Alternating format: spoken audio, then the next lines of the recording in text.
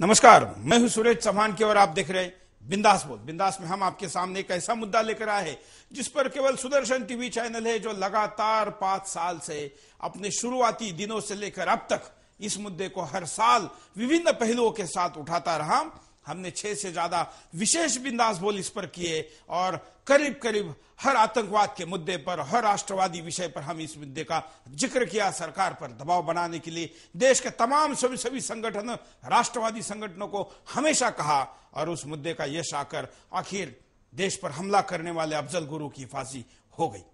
लेकिन इस अफजल गुरु के फांसी के साथ एक चर्चा हो रही है, जिस चर्चा का अंतिम परिणाम या उस पर सजा कोई बोल नहीं रहा है। जी हां, और वो बोलना जरूरी है और इसलिए उस मुद्दे को हम आपके सामने लेकर आए और हम आपको कह रहे हैं कि अफजल गुरु को फांसी लेट हुई, ये सब मानते हैं। तो ये जो लेट हुई है, इस लेट होने का, देरी से होने का जो भी जिम्मेवार है, गुनाहगार है, उन पर कार्रवाई कब होगी, ये अब बड़ा सवाल है। क्योंकि देश के खिलाफ कोई युद्ध पुकारता है, संसद पे हमला कोई देश के ऊपर हमले से छोटी चीज नहीं है। जब प्रधानमंत्री का काफिला चलता है तो उस काफिले में अगर कोई मोटरसाइकिल वाला भी साधारण व्यक्ति घुसता है तो उसको पकड़ के उसकी कुंडली देखी जाती है, पूरा कहां से कहां तक सुरक्षा जांच होती है, तब उसको छोड़ते हैं, नहीं तो हफ्ते हफ्ते उसको अंदर रखा जाता है। यहां तो प्रधानमंत्री ही नहीं, विपक्ष के नेता से लेकर देश के तमाम सारे नेता जहां पर थे, और नेताओं के जान से भी ज्यादा जरूरी है देश का सम्मान, स्वाभिमान, इस देश के लोकतंत्र का मंदिर, संसद पर हमला हुआ तो 12 साल क्यों लगे? ये लगे राजनीतिक कारणों से, यह भी माना जा रहा है। इसमें एक गुनाहगार नहीं है, कई गुनाहगार है। वो गुनाहगार कौन है और उन गुनाहगारों को भी सजा कब होगी, ये आज का बिंदास का विषय है। अफजल गुरु को फांसी तो संसद के ऊपर हमला किया इसलिए दी गई, लेकिन उसको बचाने वालों को सजा कब मिलेगी, वो कौन है, ये भी देश के सामने आए और उनको दंडित किया जाए। ये बिंदास बोल की आज की मांग है। इस मांग में आप अपने आवाज को जोड़ सकते हैं, अपनी बात को हिम्मत से कह सकते हैं, क्योंकि जब देशवासी जागता है तभी ऐसे परिणाम होते हैं। अफजल गुरु का तो मंदिर बनाकर शायद सरकार आरती उतारती, क्योंकि उससे उनको वोट मिल रहे थे, लेकिन देशभक्तों का, आंदोलन का, आवाज का यह परिणाम था कि आखिर इनको फांसी देनी पड़ी। यही आवाज ऐसा बुलंद करते रहिए, एक के बाद एक देशद्रोहियों के नंबर लगते रहेंगे और साथ में ऐसे लोगों को फांसी से रोकने के लिए, कार्रवाई से रोकने के लिए जो जिम्मेवार है, उन पर भी कार्रवाई होती रहेगी। आइए आज के मुद्दे पर आपके कॉल लेने के पहले हम नजर डालते हैं डिटेल में पहले मुद्दे पे। 13 दिसंबर 2001 को संसद सत्र के दौरान ही 5 बंदूकधारियों ने संसद परिसर में घुसकर हमला बोल दिया था। इस हमले में 5 आतंकवादी ढेर हो गए थे। आतंकियों से मोर्चा लेते हुए 7 सुरक्षाकर्मी और संसद के कर्मचारी भी शहीद हो गए थे, जबकि 18 लोग जख्मी हुए थे। देश के सत्ता का प्रतीक संसद भवन पर हमले के आरोपी अफजल गुरु को आखिरकार फांसी तो दे दी गई, मगर इस फांसी की सजा में हुई देरी ने सत्ता में बैठे नेताओं पर कई सवाल भी खड़े कर दिए हैं। 2005 में सुप्रीम कोर्ट ने अफजल की सजा पर मुहर लगा दी थी। तब से वो तिहाड़ जेल में बंद था। विपक्ष उसे जल्द से जल्द फांसी दिए जाने की मांग करती रही और मौत के गुनहगार की फाइलें देश के गृह मंत्री कार्यालय से लेकर दिल्ली की मुख्यमंत्री शीला दीक्षित के पास तक घूमती रही। किसी ने देश के इतने बड़े गुनहगार की फाइल पर हस्ताक्षर करने की हिम्मत नहीं उठाई। सुप्रीम कोर्ट ने 4 अगस्त 2005 को अफजल गुरु की फांसी की सजा बरकरार रखने का फैसला सुनाया था। कुछ महीने पहले विकिलीक्स के हवाले से ये खुलासा हुआ था कि कांग्रेस के नेता और जम्मू कश्मीर के तत्कालीन मुख्यमंत्री गुलाम नबी आजाद ने अफजल गुरु को माफ किए जाने की सिफारिश की थी। कलाम और सोनिया के बीच अफजल गुरु के मामले में मतभेद की एक बड़ी वजह यही थी। सरकार को आतंकवाद जैसी आंच को बुझाने में भी वोट की राजनीति आड़े आती रही। अफजल गुरु को संसद पर हमले के मामले में दोषी ठहराते हुए 18 दिसंबर 2002 को दिल्ली की एक स्थानीय अदालत ने फांसी की सजा दी थी। दिल्ली हाईकोर्ट ने 29 अक्टूबर 2003 को दिए अपने फैसले में इस सजा को बरकरार रखा। इसके बाद अफजल गुरु ने सुप्रीम कोर्ट में अपील की, जो 4 अगस्त 2005 को नामंजूर हो गई। सत्र न्यायालय के जज ने तिहाड़ जेल में उसकी फांसी की तारीख 20 अक्टूबर 2006 भी तय कर दी थी, मगर उसके बाद उसने राष्ट्रपति के पास दया याचिका दायर कर दी, जहां से इसे गृह मंत्रालय के पास भेजा गया। गृह मंत्रालय ने ऐसी दया दिखाई कि यह फाइल लाल फीते में बंद हो गई और गृह मंत्री को मानो सांप सूंघ गया था। अफजल गुरु की फांसी की फाइल 4 सालों तक दिल्ली की मुख्यमंत्री शीला दीक्षित की अलमारियों की धूल फांपती रही। फांसी की फाइल पर शीला दीक्षित कुंडली मारकर बैठ गई। इस दौरान गृह मंत्रालय ने 16 बार रिमाइंडर भेजी। दिल्ली की मुख्यमंत्री शीला दीक्षित ने अफजल गुरु की फांसी पर कानून व्यवस्था का सवाल उठाकर रोड़ा डाल दिया। शीला दीक्षित ने अपने सिफारिश में लिखा, फांसी देने से पहले कानून व्यवस्था की स्थिति का आकलन किया जाना चाहिए।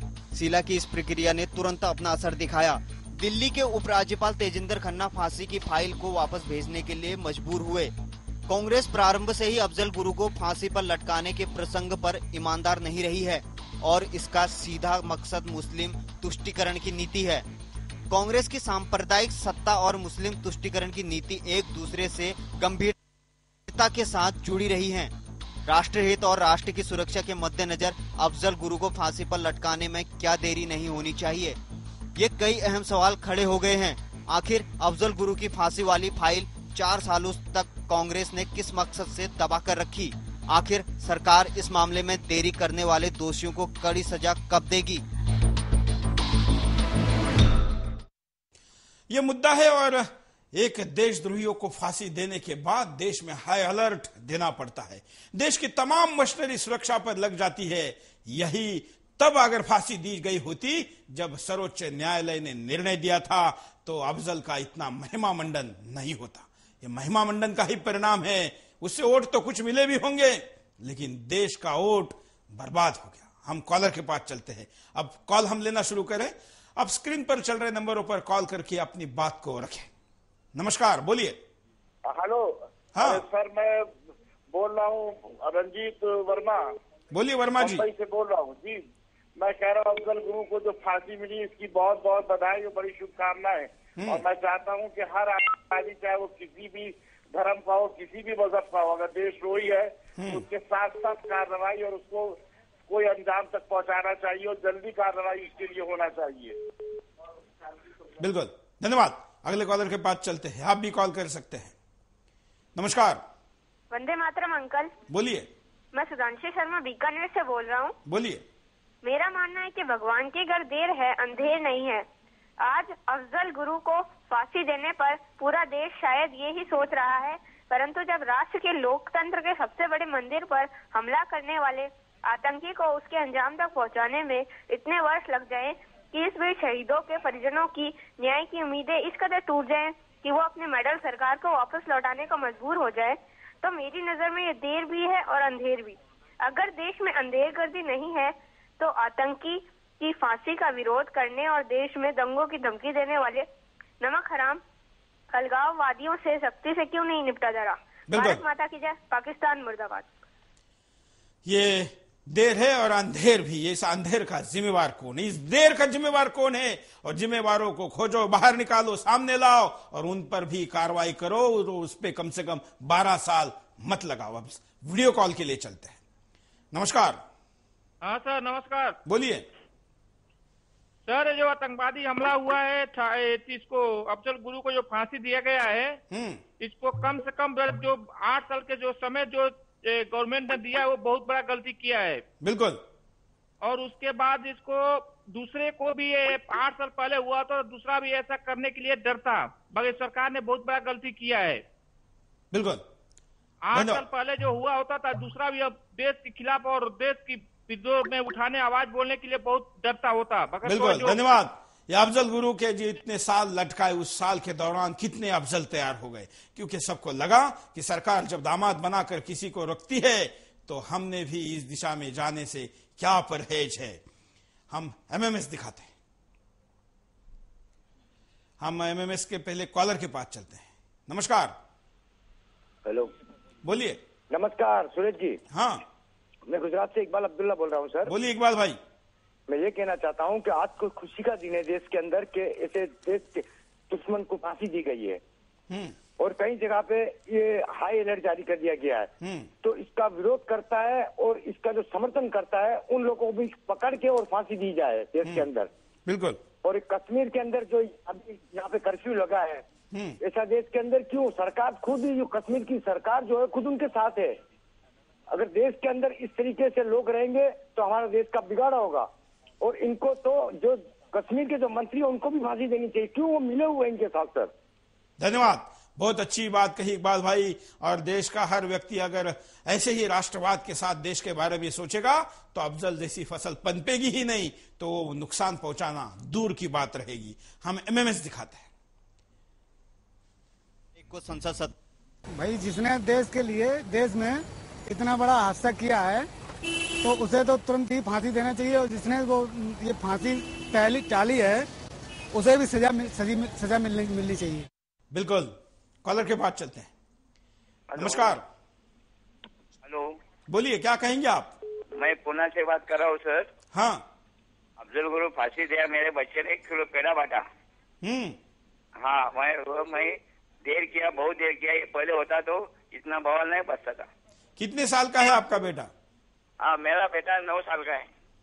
देखिए, 9 साल के बच्चे को ये पता है कि ये देशद्रोही मरा है और इस पर पेड़ा बांटना चाहिए, लेकिन इतने 84 साल के मनमोहन सिंह को यह क्यों नहीं समझ में आता है? धन्यवाद।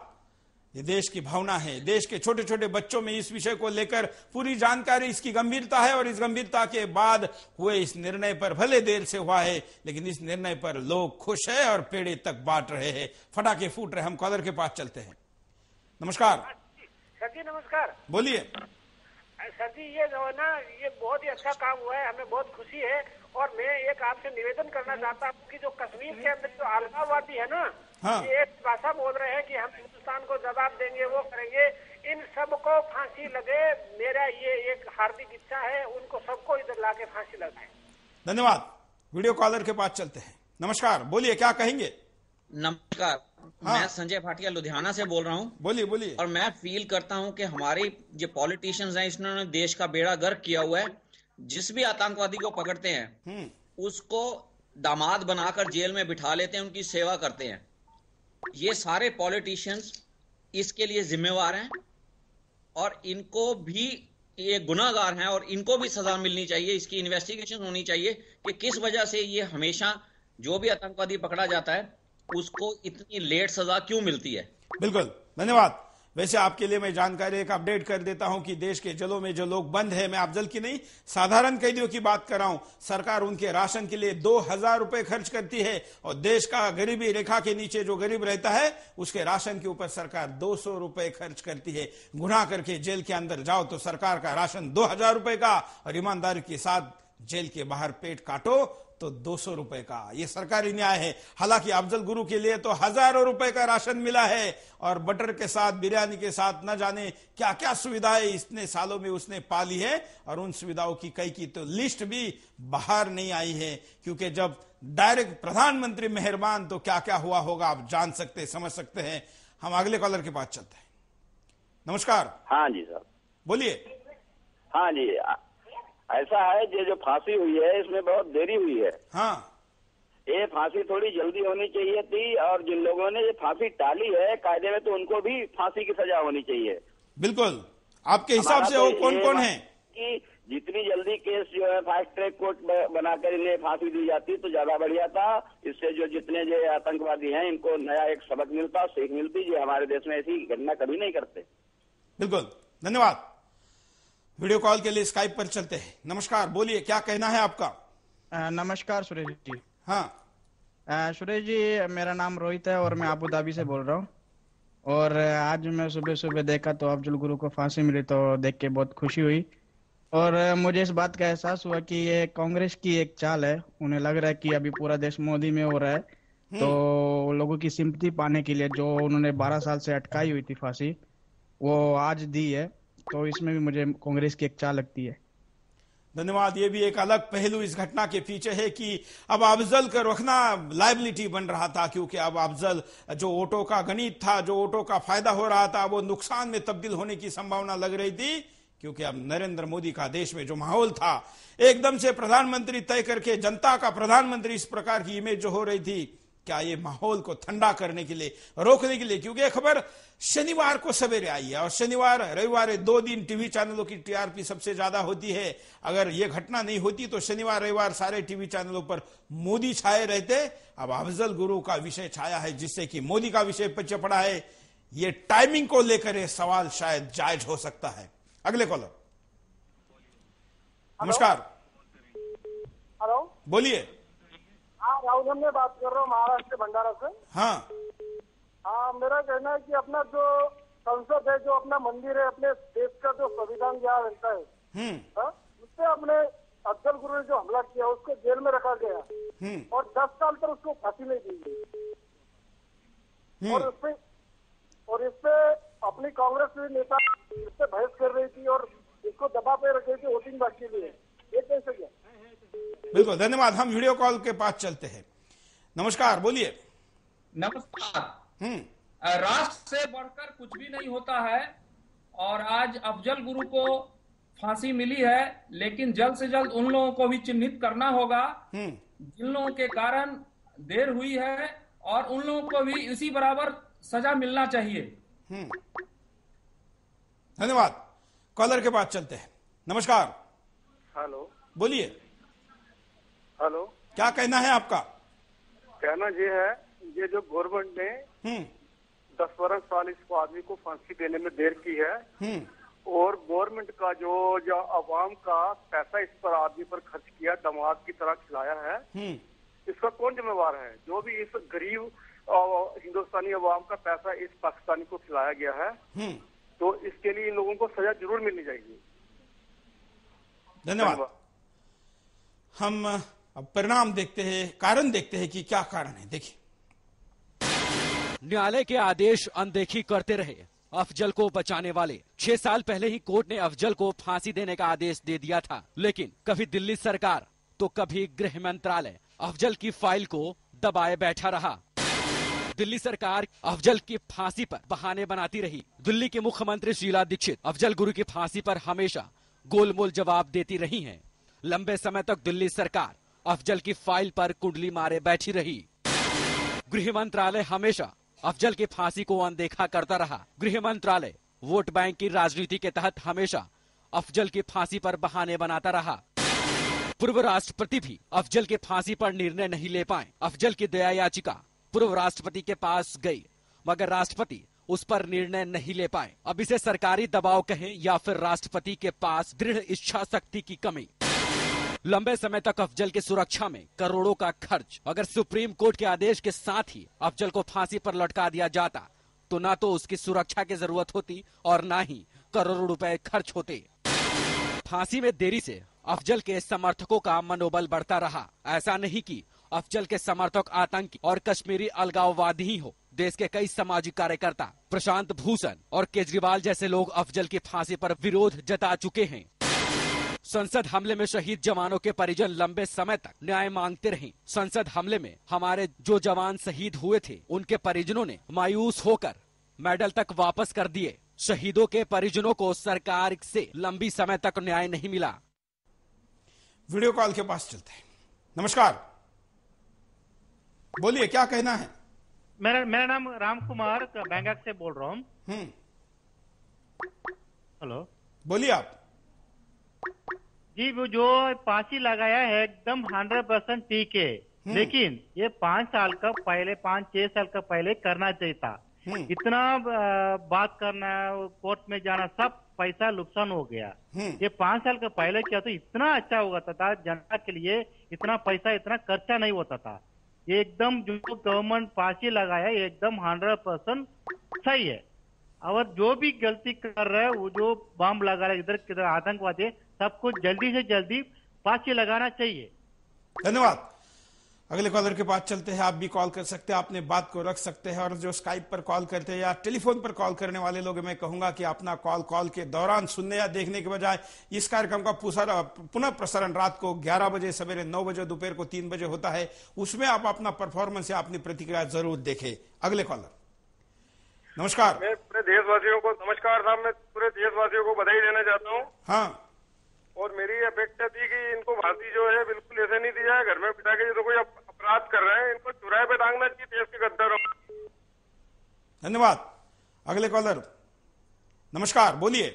हाँ नमस्कार। ये बताइए कि ये इन आतंकवादियों को जब पकड़ा जाता है तभी क्यों नहीं फांसी दे दी जाती? इतना पैसा देश का खर्च किया था इन पे। बिल्कुल, धन्यवाद। वीडियो कॉल के लिए स्काइप पर चलते हैं। नमस्कार, बोलिए। नमस्ते सूरज जी। मैं मिलिंद महाजन बोल रहा हूँ जकार्ता से। हाँ हाँ, ये अफजल गुरु जो फांसी की शिक्षा हुई है और इसमें जो देरी कर इम्प्लीमेंटेशन में जो देरी की गई है उसके लिए बिल्कुल धन्यवाद। जकार्ता से हमारे अनिवासी भारतीय बोल रहे हैं कि देरी के लिए जिम्मेवार लोगों पर कार्रवाई होनी चाहिए। अब देखिए यहाँ पर रात का इतना समय हुआ है, दुनिया के किन किन देशों में, इधर ऑस्ट्रेलिया के तरफ के देश या उधर अमेरिका के तरफ के पश्चिम के देश, इन देशों में हमारे भारतीय लोग उल्टे समय में भी अपनी प्रतिक्रिया देने के लिए बिंदास बोल का वेट करते हैं और मुद्दे पर अपनी राष्ट्रीय प्रतिक्रिया देते हैं। भारत में बैठे हुए लोगों को भी उनका आदर्श लेते हुए अपनी प्रतिक्रियाओं का प्रतिशत उससे कई गुना ज्यादा बढ़ाना चाहिए। वैसे भी हमारे पास अब हजारों प्रतिक्रिया आने लगी है, लाखों लोग प्रतिक्रिया देने के लिए प्रयास करते हैं, लेकिन हम फोन पर इतनी सारी प्रतिक्रिया नहीं ले सकते। इसलिए आप फेसबुक पर facebook.com/sudarshan न्यूज पर और आपकी सारे प्रकार की प्रतिक्रिया सारे दुनिया के सारे सोशल नेटवर्किंग साइट पर जाने वाली प्रतिक्रिया आप हमको दे सकते हैं www.sudarshannews.com पर। अगले कॉलर। नमस्कार। हाँ नमस्कार, बोलिए। मैं केरला से बोल रहा था। हाँ अफजल गुरु को इतने देर तक लटका के रखा है, उसका वोट बैंक के लिए रखा है गवर्नमेंट ने। अभी रुकती नैया को तारने के लिए अभी उसको मारा है, नहीं तो उसको ऐसे ही रख देते। बिल्कुल हाँ, वही उसका डूबती नैया मोदी आ रहा है जिसके लिए उन लोगों को ये करना पड़ रहा है, नहीं तो नहीं करते थे वो, नहीं तो और भी रखते थे उसको जिंदा। धन्यवाद। वाह, अच्छी प्रतिक्रिया है कि मोदी आने के बाद वैसे फांसी होनी थी तो उसका क्रेडिट पहले ही हम खुद ना ले ले, ये भी सोच है क्या। अगले कॉलर। नमस्कार। हेलो, बोलिए। नमस्कार, मैं वीरेंद्र कोहली देहरादून से। हाँ, मैं ये जानना चाह रहा था कि ये जो जैसे आपका न्यूज चैनल हो गया या एनडीटीवी, मतलब कोई भी न्यूज हो गया। हाँ हेलो, बोलते रहिए आप। कोई भी न्यूज चैनल हो गया, कुछ अगर बात किसी बारे में की जाती है उसको काट क्यों देते बीच में? अगर कोई मान ले बीच में कोई दूसरी बात आ गई तो बीच में काट क्यों देते हैं आप लोग? हम लोग भी यही चाहते हैं कि आपने जो ये चला रहे प्रोग्राम, बहुत अच्छा प्रोग्राम चला रहे हैं आप लोग। प्रोग्राम आपका बहुत अच्छा है, लेकिन थोड़ा सा इन चैनल वालों को ये भी चाहिए कि पब्लिक के सामने सच्चाई आनी चाहिए। तो सुदर्शन सच्चाई लाता है, इस पे कोई संदेह है आपके मन में? मेरे मन में थोड़ा सा आया था, तभी तो मैंने अभी कहा है कि आपने अभी 2-3 खबरें काटी हैं। जैसे अभी आप पीछे अभी रिपीट करेंगे तो आप खुद जान जाएंगे। हाँ। और दूसरा मैं ये चीज कहना चाह रहा था कि इसको जैसे पीछे कसाब को फांसी दी गई। हाँ। मेरे मन में संदेह है कि कसाब को फांसी दी गई, उस समय एक बीमारी चल रही थी। आज इसको अफजल गुरु को फांसी दी गई, इसको एक बीमारी चल रही है, स्वाइन फ्लू चल रहा है आज की डेट में। आपका शुभ नाम क्या है? मेरा शुभ नाम है वीरेंद्र कोहली, देहरादून से बोल रहा हूँ। उस समय डेंगू चल रहा था जिस समय कसाब को फांसी दी गई। क्या आप इस मामले में? धन्यवाद, हम आपके इंटेंशन को समझ गए हैं। झूठे नाम बताकर अपनी प्रतिक्रिया देने की आवश्यकता नहीं, जो भी है खुले मन से अपनी बात को कहिए। सुदर्शन टीवी ने आज तक किसी खबर को दबाया नहीं है और जिस दिन ये दबाने की मजबूरी हमारे पास हो जाएगी हम इसको कम कर देंगे, बंद कर देंगे, इस इंडस्ट्री से पत्रकारिता छोड़ देंगे, लेकिन दबाव में किसी के कभी किसी काम को नहीं करेंगे, हमारा संकल्प है। अगले कॉलर। नमस्कार जी। नमस्कार सूर्य जी, बोलिए। मैं शरद शर्मा संबलपुर उड़ीसा से बोल रहा हूँ। हाँ, मेरे बोलने का आज ये मतलब है कि एक तो खुशी है सबसे बड़ी, या जिसको फांसी मिल गई अफजल गुरु को। हाँ। और दूसरी बात, ये जो 12 साल अटकाने का जो मामला है, इन लोगों को कम से कम अमेरिका की तरफ ये हर बात में मुंह देखते हैं, कम से कम अमेरिका से ये तो सीखना चाहिए। आज ओबामा को शक हुआ या उसको पुष्टि हुई कि भाई ओसामा ने ये काम किया, उसके घर में घुस करके उसने मारा उसको। वो उसको पकड़ करके जिंदा भी पकड़ सकते थे, उसको ले जा करके उसको पूछताछ भी कर सकते थे, पर उन्होंने जो समझा वो उसको उसके घर में घुस करके मार दिया उसको। ऐसा ही उन्होंने इराक के साथ भी, बगदाद में भी किया, इनके साथ सद्दाम हुसैन के साथ, जो उनको लगा कि ये दोषी है, इन्होंने। बिल्कुल, धन्यवाद, बहुत अच्छी बात आपने उस हिम्मत की है जिस हिम्मत की कमी हमारे देश के नेतृत्व के पास है, और वही समस्या का जड़ है। Video call. नमस्कार। Hello sir. बोलिए। नमस्कार सर, सुरेश जी नमस्कार। मैं आपको बहुत बहुत धन्यवाद देना चाहता हूँ। हेलो, बोलते रहिए आप। हेलो सर, सिर्फ ऐसी न्यूज सुदर्शन न्यूज ही दिखाता है, बाकी चैनल तो सब बाकी दबा देते हैं ऐसी न्यूज। और बहुत हिम्मत वाला चैनल है। मैं आपका चैनल रोज देखता हूँ और मैं आपका चैनल का बहुत फैन हूँ। बहुत अच्छी न्यूज सुनने को मिली आज सुबह सुबह जब मैंने न्यूज चैनल खोला आपका। बिल्कुल, धन्यवाद। ये आज की खबर भी सबसे पहले सुदर्शन न्यूज ने ही दी थी और ये खबर आने वाली इसके आहट भी सबसे पहले सुदर्शन न्यूज ने ही दी थी। हम यहां पर रुकते एक छोटे से ब्रेक के लिए, ब्रेक के बाद दोबारा आएंगे। बिंदास बोल जा रही।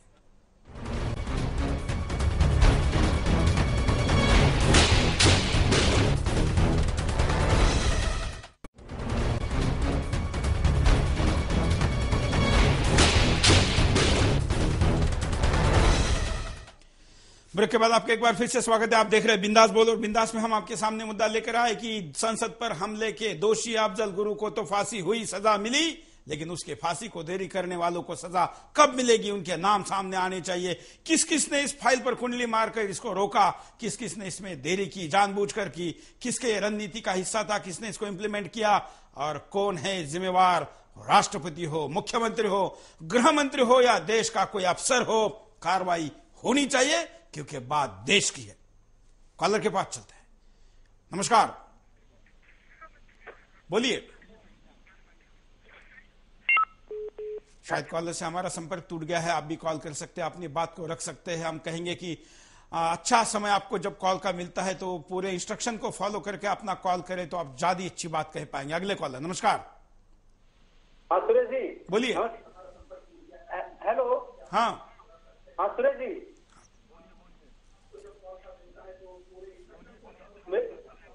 सुरेश जी नमस्कार। मैं बीआर प्रजापत जोधपुर से बोल रहा हूँ। हाँ सुरेश जी, मैं बीआर प्रजापत जोधपुर से बोल रहा हूँ। मैं ये कहना चाहता था कि अफजल गुरु को आज फांसी हुई है तो बहुत ही खुशी की बात है। धन्यवाद। खुशी जता रहे देशवासी, अपनी बात को रख रहे और देश भर में दुनिया के कोने कोने में बैठे भारतीय अपनी बात को भी इसके साथ रख रहे। हम एमएमएस दिखाते हैं आपको। लेकिन जिस तरह से आज अफजल गुरु को फांसी दी गई है, लेकिन इतना समय क्यों लगाया गया, उसे फांसी अब क्यों दी गई। हमारे देश में क्राइम दिन प्रतिदिन बढ़ते जा रहे हैं और क्राइम को रोकना है तो हमें जल्द शीघ्र से शीघ्र डिसीजन लेना। अफजल गुरु को फांसी देने के मामले में मनिंदर सिंह बिट्टा, इनका आतंकवाद विरोधी जो मोर्चा है, इसने निर्णायक भूमिका निभाई। एकमात्र ऐसा नेता है जिसने ये किया कि इन परिवारों को सारे प्रकार की मदद की, मॉरल सपोर्ट दिया, विभिन्न मंचों पर इनको लेकर गए और इसको अंजाम तक पहुंचाने तक उनका साथ दिया। आज उन्होंने अपना दुख व्यक्त किया सारे परिवारों के साथ प्रेस के सामने। देखिए। जिन्होंने गोलियां, बम, जो कुछ भी चल रहे थे, इनके पतियों के हाथ में हथियार थे आतंकवादियों का मुकाबला करने के लिए। इनके पति के पास कैमरे का हथियार था दुनिया को दिखाने के लिए कि पाकिस्तान आईएसआई ने क्या साजिश की है। मौत को गले लगा लिया उस पत्रकार ने, मौत का कफन बांध लिया, शहादत दे दी। एएनआई का कैमरामैन था जो दुनिया की पूरी न्यूज जाती है, पर कैमरे को छोड़ा नहीं। और भी यह प्रतिक्रिया हम आगे डिटेल में दिखाते हैं। बिट्टा की दूसरी प्रतिक्रिया। बुरा ना मानिएगा, पति इनके चले गए, पिता इनके चले गए, बच्चे इनके चले गए, शरीर आधा मैंने गवा लिया। हमारी लाशों पर राजनीति करेंगे वो? बुरा ना मनाइए, आप भी कराते हैं। शाम को रुमाल निकाल के रोज सब टीवी पे आ जाते, फेस पे मेकअप करके। कुर्बानियां हमने दी, कुर्बानियां इन्हें दी, ठेकेदार कोई और बन जाते। बुरा ना मानिए, आज आपको भी हमारी याद आ गई। बुरा ना मनाना। अभी चैनलों पे देखिए वही चल रहे हैं जिन्होंने कभी इनके परिवारों को एक भी किसी पॉलिटिकल पार्टी ने पूछा था कि नहीं। साथ जो शहीद हुए उनका परिवार खड़ा होता है या नहीं होता मुझे पता नहीं, पर जो साथ में शहीद हुए उनको लेके हम अपना अगला आंदोलन होगा। हम चाहेंगे कि उसी तरीके से ये भी फांसी सबको दी जाए। हम 9 परिवार एकजुट रहे। बिट्टा साहब ने हमारा बहुत साथ दिया। राष्ट्रपति जी को हम धन्यवाद करना चाहते हैं। 4 महीने के अंदर कसाब को फांसी दी, अफजल को दी। हमने ये सोच लिया था, आस ही छूट गई थी, पर हम लड़ाई से नहीं हारे। और राष्ट्रपति जी से हम यही कहना चाहेंगे, बहुत अच्छा निर्णय लिया, धन्यवाद। और आगे भी जो भी ये आतंकवादी जेलों में बंद है, इनको जल्दी जल्दी फांसी देगा। वीडियो कॉल के लिए कॉलर के पास चलते हैं, सुनते हैं। नमस्कार। इस पे अफजल गुरु को फांसी ये तो ठीक था कि सही हुआ कि अफजल गुरु को फांसी हुई, एक भारत का जवाब है टेररिज्म के अगेंस्ट। हाँ। पर इसमें ये बात भी एक पहलू ये है कि ये एक राजनीति से ही जुड़ा हुआ एक डिसीजन था कांग्रेस का। धन्यवाद। अगले कॉलर के पास चलते हैं। नमस्कार। नमस्कार, मैं अंकिता जम्मू से बोल रही हूँ। हाँ, बोलिए। क्योंकि ये बात सर्वमान्य है कि पेट में अगर दर्द आज हो रहा हो तो दवाई 12 सालों के बाद नहीं खाई जाती और ना ही फिर बाद में उस दवाई का कोई महत्व रह जाता है। इसीलिए अफजल की फांसी में ये सत्य ही, ये जो हमारी प्रोवर्ब है ये बिल्कुल लागू होती है कि justice delayed is justice denied. बिल्कुल। और क्योंकि जो लोग इस संसद में हमारे जितने भी जवान मारे गए, अल्टीमेटली उनका अपमान ही तो है। उनके परिवारों ने अपने मेडल वगैरह सब कुछ वापस किए। इसलिए मैं चाहती हूँ कि राजनीतिक गुनाहगारों को जरूर दोषी करार दिया जाना चाहिए, उन पे मुकदमा चलाना चाहिए। और क्योंकि ये हमारी सरकार की सबसे बड़ी गलती है, जितने भी ये लोग हैं उनको मिलकर ये प्रोटेस्ट करना चाहिए था कि ये जो लोग उनकी अफजल गुरु की फांसी को डिले कर रहे हैं, सबसे पहले इन्हीं को फांसी दी जानी चाहिए थी। धन्यवाद। धन्यवाद, बहुत अच्छी बात आपने कही। ये तो न्याय का सिद्धांत है कि न्याय में देरी का मतलब अन्याय है। ये अन्याय पूरे देश के साथ हुआ है, क्योंकि देश के खिलाफ जो न्याय हुआ उसमें न्याय होने में, अन्याय के खिलाफ न्याय होने में देरी हुई है। और दूसरा भी अच्छा शब्द यहां पर हमारे इस कॉलर भगिनी ने यूज किया कि राजनीतिक गुनहगार। आखिर राजनीति के लिए तो इसको रोका गया था। फांसी के बाद जो आज देश में हालात जो भी बने हैं या बनाने का नाटक चल रहा है, ये तो कभी ना कभी बनने थे, बल्कि शुरू में अगर किया जाता तो इतने नहीं बनते। इसके लिए जिम्मेवार जो है उनको भी सजा होनी चाहिए। अगले कॉलर। नमस्कार। हेलो, बोलिए। साहब, मेरा नाम सचिंद्र है। मैं केवल एक बात इसमें कहना चाहता हूँ कि ये इतनी साधारण सी बात नहीं है कि अफजल गुरु को फांसी दे दी गई है, जो मुझे प्रतीत होता है। मुझे ऐसा लगता है कि ये कोई मजबूरी रही है कि इसको फांसी देनी ही पड़ी, कोई और इनके पास कोई चारा नहीं था। क्योंकि नरेंद्र भाई मोदी बहुत ऊपर उठने लगे और एक माहौल सा बनने लगा था इस बारे में। और हो सकता है, कोई बड़ी बात नहीं है कि इसी वर्ष चुनाव भी हो जाए, जैसे मुलायम सिंह जी ने भी कहा कि चुनाव होंगे, हो सकता है ये भी उसमें एक कारण हो। वरना अगर नहीं होता ऐसी कोई मजबूरी ना होती तो शायद और 20 साल उसको फांसी ना होती। बिल्कुल, धन्यवाद। वीडियो कॉलर के पास चलते हैं। नमस्कार, बोलिए। हाँ जी, हेलो। हाँ जी, मैं ये बोलना चाहता हूँ कि जो आप बोल रहे हैं कि भाई जो देरी की है इन्होंने, उसके लिए क्या सजा दी जाएगी। 2014 में तो ये कांग्रेस पार्टी को तो सजा मिलेगी, क्योंकि नरेंद्र मोदी जी आ रहे, तो बाय डिफॉल्ट इनको सजा उसी समय सारी पब्लिक देगी, चाहे वो देरी करे, जो भी करे। अब 2014 ज्यादा देरी पे नहीं है, अब 2014 में सबको सजा मिलेगी, जो जो लोग ने देरी की। अब नरेंद्र जी आएंगे तो सबको सजा देंगे। धन्यवाद। राजनीतिक सजा वोटों से दी जाती है और आने वाले नए राजनेता जो भी आएगा, सत्ता में बैठेगा, उसकी जिम्मेवारी रहेगी कि पिछले गुनाह करने वालों की भी सजा दी जाए। हम दोनों चीजें होंगी ये देखेंगे, लेकिन ये ऐसे ही नहीं होगी। इसके लिए जन दबाव की जरूरत है और वो दबाव आप बना सकते हैं, केवल आप बना सकते हैं और कोई नहीं। हम यहां पर परिणाम देखते हैं, क्या परिणाम। आतंकियों पर नेता हमेशा राजनीति करते रहेंगे। जिस तरह से अफजल के फांसी पर कभी दिल्ली सरकार तो कभी गृह मंत्रालय राजनीति करते दिखाई दिए, उससे देश में कोई अच्छा संकेत नहीं गया। आतंकियों की फांसी वोट बैंक का हथियार बन जाएगी। सरकार आतंकियों को न्यायालय के आदेश के बजाय वोट बैंक के अनुसार फांसी देती रहेगी। जब एक विशेष समुदाय के वोट की जरूरत हुई तो आतंकियों के फांसी को टाल दिया, और जब दूसरे समुदाय की जरूरत हुई तो आतंकियों को फांसी दे दी। देश के शहीदों को न्याय मिलने में हमेशा देरी होती रहेगी। हमारे जो जाबाज जवान अपनी जान पर खेलकर आतंकियों के इरादों को नेस्तनाबूद करते हैं, उनके परिजन न्याय पाने के लिए हमेशा दर दर भटकते रहे। मायूस होकर शहीदों के परिजनों ने मेडल तक वापस कर दिए, मगर सरकार कभी भी अफजल को फांसी देने को तैयार नहीं हुई। आतंकियों को बचाने वाले गुनहगारों को सजा नहीं होगी। आज अफजल को तो फांसी हो गई, मगर इस फांसी को लटकाने वाले नेता आज भी सत्ता का मजा ले रहे हैं। जब तक इन नेताओं को सजा नहीं मिलेगी, संसद हमले के शहीदों को सम्मान नहीं मिलेगा। फांसी में देरी से आतंकियों का मनोबल बढ़ेगा। जिस तरह से अफजल की फांसी में देरी हुई, इससे आतंकियों के हौसले बुलंद होते रहे। आतंकी फिर से हवाई जहाज अपहरण का प्लान बनाते रहे और जगह जगह आतंकी हमलों को अंजाम देते रहे। वीडियो कॉलर के बाद चलते हैं। नमस्कार सुरेश जी, बोलिए। आपका आज का जो विषय है अफजल की फांसी में देरी क्यों, उस पर उसके गुनाहगारों को तो सजा अब मिलने ही वाली है, क्योंकि 2014 बहुत दूर नहीं है और अब हमारे लिए ये इन सभी गुनाहों के लिए जो भी जिम्मेदार हैं वो बचने वाले तो वैसे भी नहीं हैं, पर हमें कम से कम अपने राष्ट्रपति जी को इस बात के लिए साधुवाद देना चाहिए कि उन्होंने उस फाइल को मंगा करके और ये पेंडिंग केसेस क्लियर कराए, जिसकी वजह से आज हम ये दिन देख पा रहे हैं। और इस बात का हर्ष तो सभी को होगा ही कि कम से कम हमारे टैक्स के खर्चे पर जो पल रहे थे लोग, उनके कुछ सफाया हुआ और इस धरती पर बोझ खत्म हुआ। इस बात का मुझे बहुत खुशी है। धन्यवाद। धन्यवाद। वैसे इस बात को मानना पड़ेगा कि प्रणब मुखर्जी के आने के बाद देश के 2 दुश्मनों को फांसी पर लटकाया गया। देश का राष्ट्रपति अगर राजनीतिक होता है तो उसका फायदा कैसे होता है, कम से कम ये यहां पर दिखता है। भले ही इसकी कोई मजबूरी भी रही हो या राजनीतिक डाव भी रहा हो, लेकिन जो भी हुआ है ये देश के हित में हुआ और इसके लिए राष्ट्रपति का आभार व्यक्त करना भी जरूरी है। अगले कॉलर। नमस्कार। सुरेश जी नमस्कार। बोलिए। जय हिंद। जय हिंद। बोलिए। मैं अशोक पंचाल दिल्ली से शादरा से बोल रहा हूँ। बोलिए अशोक जी।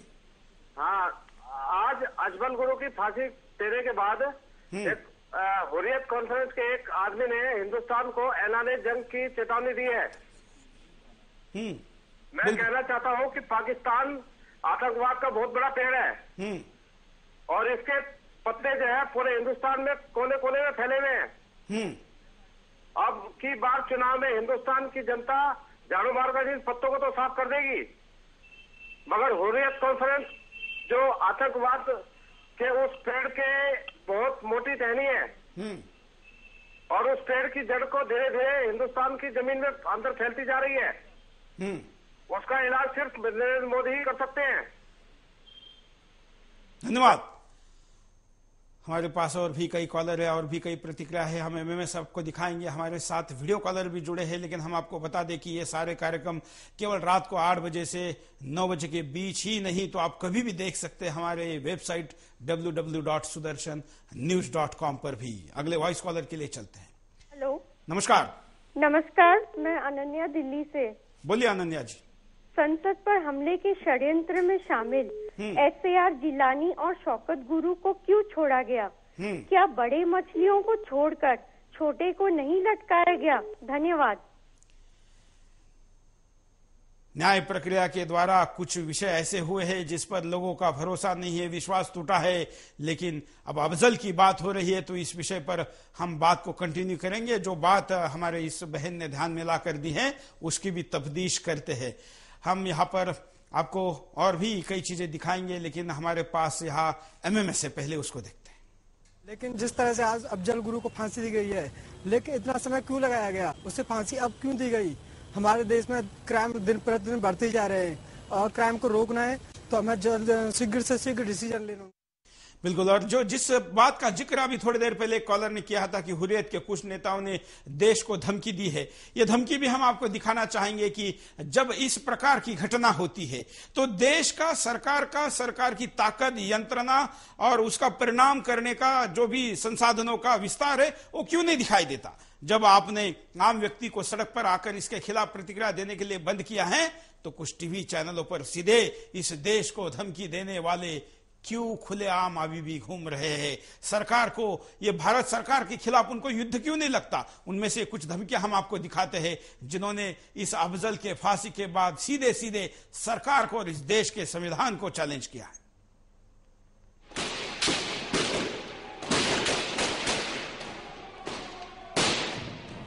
कुछ तारीखें अपने साथ इतिहास लेकर आती हैं। 13 दिसंबर 2001 की तारीख भी इतिहास में दर्ज होने के लिए आई। भारतीय लोकतंत्र को थर्रा देने के लिए आई। पूरा देश भौचक था कि आखिर संसद पर हमला कैसे हो सकता है। गोलियों की आवाजें, हाथों में AK-47 लेकर संसद परिसर में दौड़ते आतंकी, बदहवास सुरक्षाकर्मी, इधर से उधर भागते लोग, कुछ ऐसा ही नजारा था संसद भवन का। जो हो रहा था उस पर यकीन करना मुश्किल था। लेकिन ये भारतीय लोकतंत्र की बदकिस्मती थी। सुबह 11:20 उस वक्त लोकसभा और राज्यसभा दोनों ही ताबूत घोटाले पर मचे बवाल के चलते स्थगित हो चुकी थी। 11:35 इस वक्त तक सरकार में ऊपर से लेकर नीचे तक किसी को अंदाजा नहीं था कि संसद की सुरक्षा में कितनी बड़ी सेंध लग चुकी है। आतंकियों ने की ताबड़तोड़ फायरिंग। उधर कार में धमाका कर पाने में नाकाम आतंकियों ने ताबड़तोड़ फायरिंग शुरू कर दी। गेट नंबर 11 पर तैनात सीआरपीएफ की कांस्टेबल कमलेश कुमारी भी दौड़ते हुए वहां आ पहुंची। संसद परिसर में मची अफरा तफरी। संसद में फायरिंग और बम धमाके की कान फाड़ देने वाली आवाज के बीच शुरुआती मिनटों में पूरे परिसर में जबरदस्त अफरा तफरी मची रही। कई सांसदों को संसद के वॉच एंड वार्ड स्टाफ के लोग सुरक्षित बाहर निकाल कर ले गए। संसद के भीतर मचे हड़कंप के बीच 5 आतंकवादी अंधाधुंध गोलियां दागते हुए गेट नंबर 9 की तरफ भागे जा रहे थे। हमला होते ही काटे गए फोन। नेताओं को सेंट्रल हॉल तक ले जाने के बाद सुरक्षा कर्मी तमाम संवाददाताओं को उस कमरे में ले गए जहां से अहम सरकारी दस्तावेज बांटे जाते हैं। 5वां आतंकी मचाता रहा कोहराम। 4 आतंकियों को मार गिराने की कार्रवाई के बीच एक आतंकी गेट नंबर 1 की तरफ बढ़ गया। ये आतंकी फायरिंग करते हुए गेट नंबर 1 की तरफ बढ़ता ही जा रहा था। गेट नंबर 1 से ही तमाम मंत्री, सांसद और पत्रकार संसद भवन के भीतर जाते हैं। ये आतंकी भी वहां तक पहुंच गया। हमला नाकाम करने में लगे 30 मिनट। संसद पर हमले को नाकाम करने में 30 मिनट लगे, लेकिन इन 30 मिनटों ने जो निशानी हमारे देश को दी वो आज भी मौजूद है। 5 आतंकियों को ढेर करने के बाद कुछ वक्त ये तय करने में लगा कि सारे आतंकी मारे गए हैं। विस्फोटकों को किया नाकाम। बम निरोधक दस्ते ने वहां पहुंचने के बाद विस्फोटकों को नाकाम करना शुरू किया। उन्हें परिसर से 2 जिंदा बम मिले। जिस कार से आतंकी आए थे उसमें 30 किलो RDX था। आप अंदाजा लगा सकते हैं कि अगर आतंकी इस कार में धमाका करने में कामयाब हो गए होते तो क्या होता। पूरा देश अब तक इस हमले को जज नहीं कर पाया था। सत्ता के गलियारों में बैठक पर बैठक हो रही थी कि इस हालात का मुकाबला कैसे किया जाए। उधर इतिहास में 13 दिसंबर की तारीख को हमेशा के लिए दर्ज कराकर सूरज भी धीरे धीरे डूबने लगा था, मगर हमारी सरकार ने ऐसी घटना के दोषी को सजा देने में इतनी देर कर दी। आखिर इस देरी करने वाले गुनहगारों को सजा कब होगी? ये तो घटनाक्रम था जो हमने आपके सामने दिखाया। हम और धमकी वाली बाइट अब आपके सामने दिखाते हैं। अजमल कसाब को फांसी दी थी, इसी तरीके से दी थी। हमें उसी वक्त पता था ये ऐसी जालिमाना हरकत करेंगे, लेकिन ये अफजल गुरु की फांसी को हम ही नहीं पूरी दुनिया ने कंडेम किया है। हम इसकी बड़ी सख्त तरीके से इसके कंडेमनेशन कर रहे हैं, मजम्मत करते हैं, लेकिन हम इंशाल्लाह इसका भरपूर जवाब देंगे हिंदुस्तान को। ये कश्मीरियों के लिए एक ऐलान जंग है हिंदुस्तान की तरफ से, और हम इस ऐलान जंग को एक्सेप्ट करते हैं और इसका जवाब इनको अनकरीब मिलेगा। हम फिलहाल हड़ताल की एक कॉल देते हैं कि फिलहाल तकरीबन 4 दिन तक हड़ताल की कॉल हम अपनी पीपल्स पॉलिटिकल पार्टी की तरफ से दे रहे हैं और तमाम कश्मीरियों से कह रहे हैं कि वो सब्र तहम्मुल से काम लें, और इंशाल्लाह हम अगला जो हमारी पार्टी की तरफ से जो भी कार्रवाई होगी उसके लिए हम मीटिंग करेंगे, तो उसके बाद हम कोई फैसला करेंगे। ये बिल्कुल एक रिवर्स गियर लग चुका है, तो बिल्कुल हालात उसी पॉइंट पर आएंगे जो 90s की पोजीशन 19 के हालात की तरफ इशारा करते हैं, क्योंकि वापस रिवर्स गियर लग चुका है। अब कश्मीर के हालात बिल्कुल अबतर हो जाएंगे, हालात बिल्कुल खराब हो जाएंगे। ये जो बाइट है ये भारत के एक न्यूज एजेंसी को दी है, ANI को, और ये भारत से दी है, पाकिस्तान से नहीं। ये कश्मीर में एक पॉलिटिकल पार्टी का नेता है जो भारत सरकार को धमकी दे रहा है। इसकी पार्टी भी जीवित है, ये भी जीवित है, ये बड़ा विशेष है। और ये बार बार भगवान का नाम लेता है। उस धर्म के जो धर्मगुरु है उन्होंने देश के खिलाफ बोलने वाले ऐसे व्यक्ति को ऐसा पवित्र नाम देने से जरूर रोकना चाहिए, लेकिन ऐसा नहीं हो रहा है। हम उनको ये आह्वान करते हैं। एक वीडियो कॉलर के पास चलते हैं। नमस्कार जी। नमस्कार सुरेश जी, मैं नीता महाजन बोल रही हूँ जकार्ता से। बोलिए। मेरा यह मानना है कि मोदी जी के लोकप्रियता को ध्यान में रखकर सरकार ने ही अफजल गुरु को अभी फांसी देने की घोषणा की है और जिस हिसाब से सरकार ने देरी की है, मुझे तो विश्वास ही नहीं होता कि अफजल गुरु को फांसी भी दी होगी या नहीं। यह सरकार को लोगों से गुमराह करने की कोशिश है। धन्यवाद। जकार्ता से अनिवासी भारतीय महिला भगिनी अपनी बात को रख रहे और उनको तो लग रहा है कि फांसी ही नहीं दी गई, कहीं अफजल को तो कहीं पिछवाड़े के रास्ते से छोड़ तो नहीं दिया गया। ये भी सरकार के अविश्वास के कारण लोगों के मन में भावना। हम यहाँ पर रुकते एक छोटे से ब्रेक के लिए, ब्रेक के बाद दोबारा आएंगे। बिंदास बोलचाल।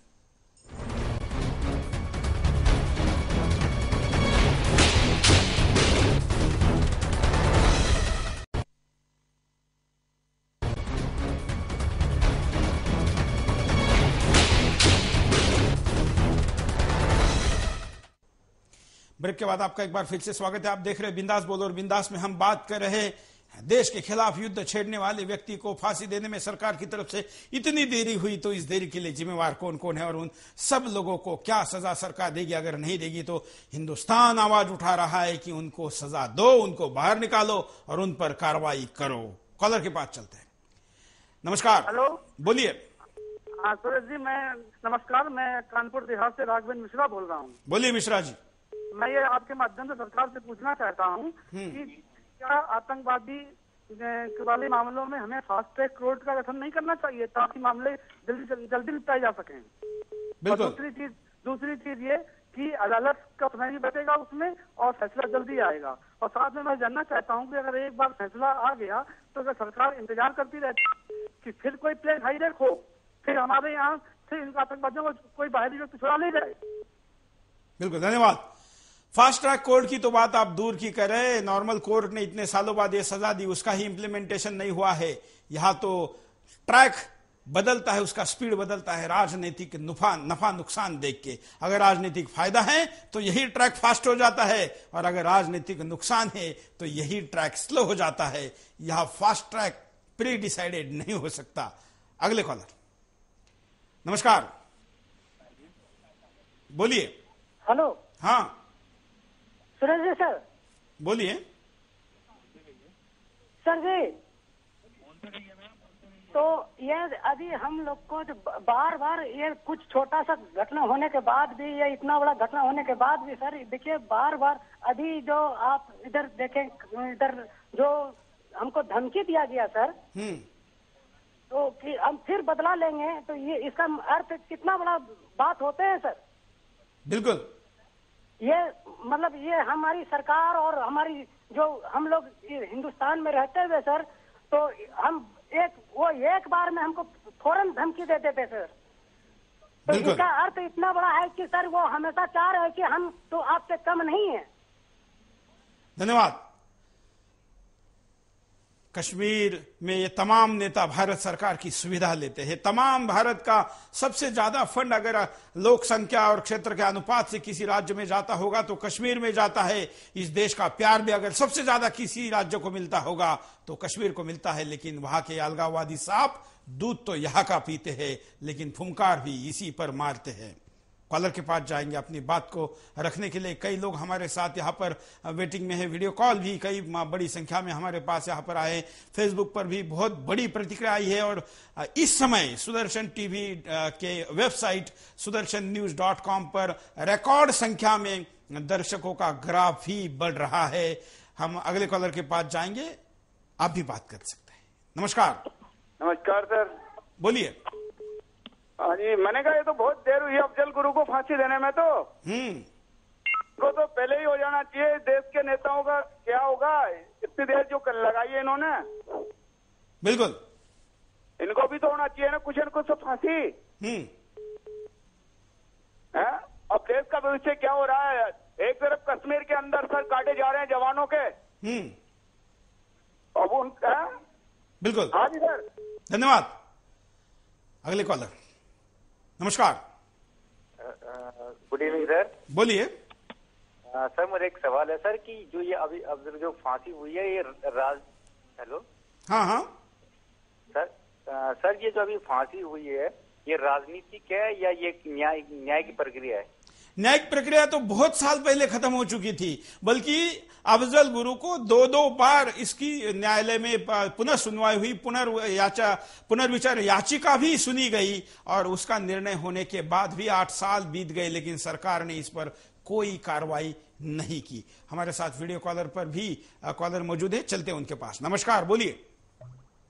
जब अफजल गुरु को 9 फरवरी को आज सुबह 8 बजे फांसी दी गई, तब केंद्र सरकार ने यह सोचा कि अब इलेक्शन नजदीक आ रहा है 2014 में, इसलिए फांसी दे दे। ये 12 साल में केंद्र सरकार ने क्या किया? अब तक फांसी क्यों अफजल गुरु को अब तक फांसी क्यों नहीं दी गई?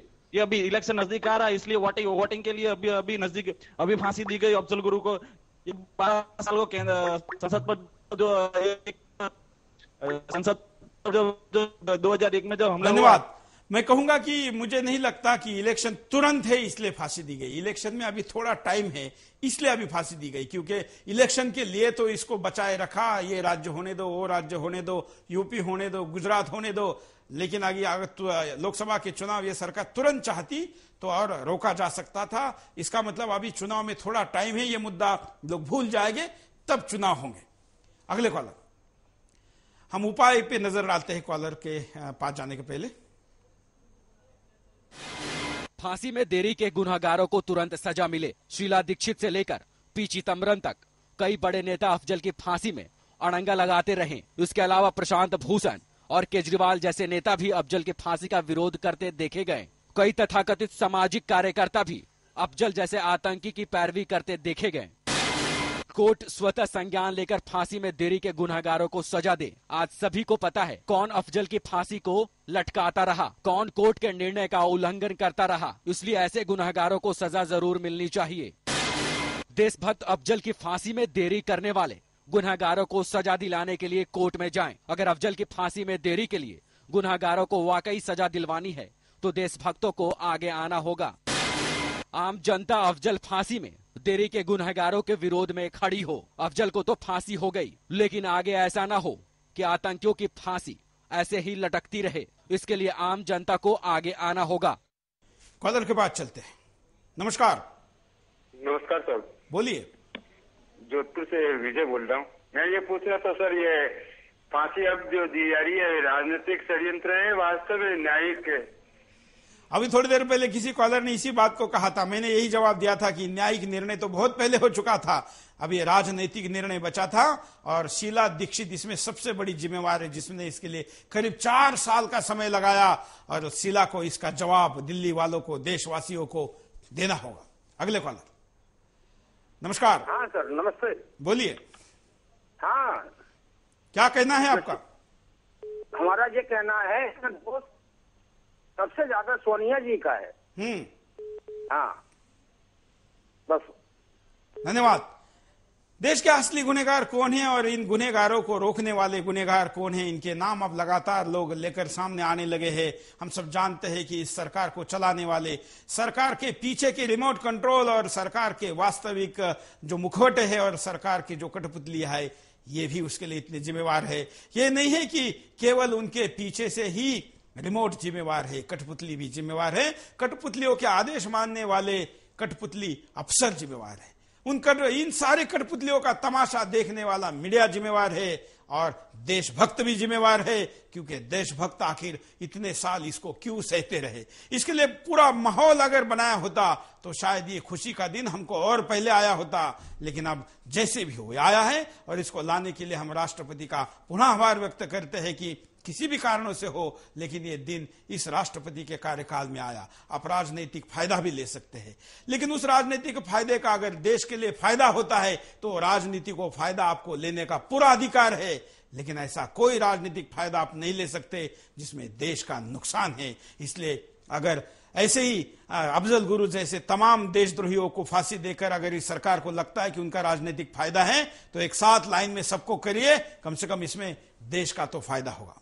आज के दिन हमने विषय आपके सामने लेकर आए। अब हम मानते हैं कि अफजल गुरु विषय बिंदास बोल के लिए तो खत्म हो गया, क्योंकि ये फांसी देने तक हमारा ये आज का 7वां एपिसोड है जो हम आपके सामने लेकर आए।